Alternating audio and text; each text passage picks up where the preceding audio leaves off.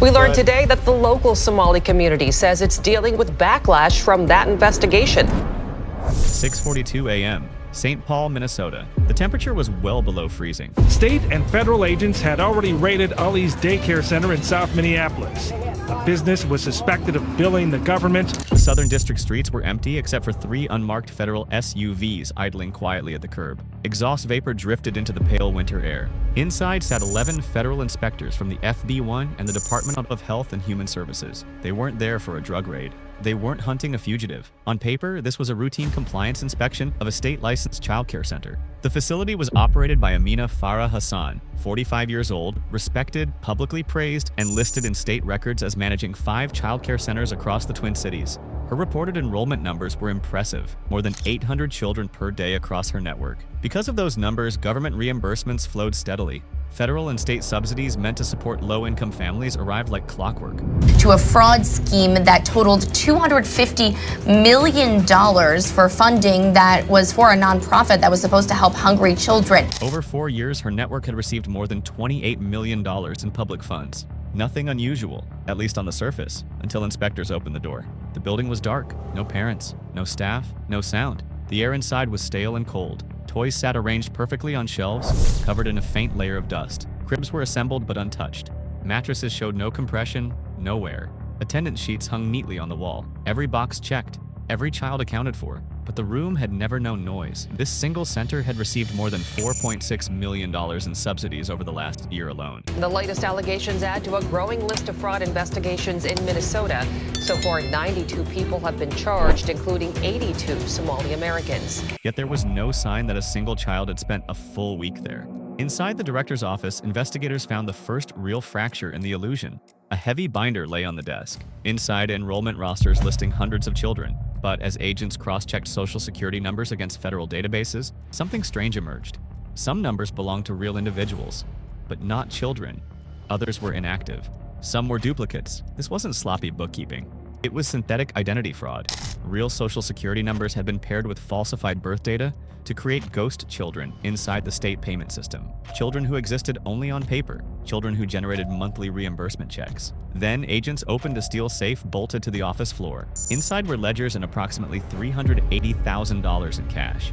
The money was shrink-wrapped, bundled in consistent increments. Alongside the cash were records of wire transfers, dozens of them, routed through layered accounts across multiple states. That's when the investigation shifted. This wasn't just subsidy fraud. This was a laundering hub. By mid-morning, federal auditors began pulling deeper financial records. Across the 5 facilities, patterns repeated. Duplicate addresses, overlapping birth dates, enrollment spikes during months with expanded subsidy rates. From 2021 to 2025, deposits into linked accounts exceeded $28 million. Less than 35% of that money could be tied to payroll, rent, food supply contracts, or utilities. The rest moved outward. Funds were transferred in structured batches, often just under federal reporting thresholds. Over $3 million moved through a single account in 9 months that never paid staff wages. Money was wired to accounts in other states, then funneled again through small import/export businesses. The centers weren't failing because they were hidden. They were succeeding because they looked normal. Perfect paperwork, complete attendance sheets, clean audit trails, at least on the surface. Investigators later discovered something even more calculated: digital files labeled simulation schedules. The network had staged activity during announced inspection windows.